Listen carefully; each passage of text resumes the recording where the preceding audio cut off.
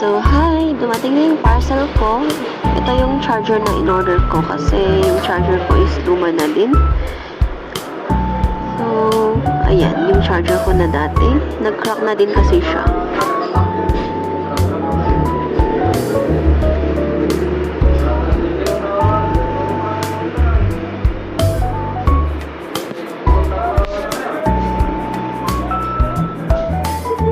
So, ayan. So, ayan naman. Kita natin. Sealed pa siya.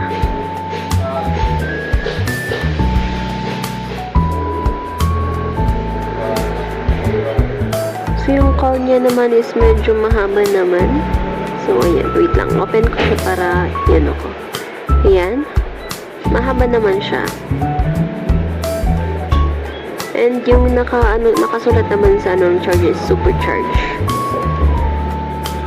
So, ano pang ginagawa nyo? Check out na. Yun lang.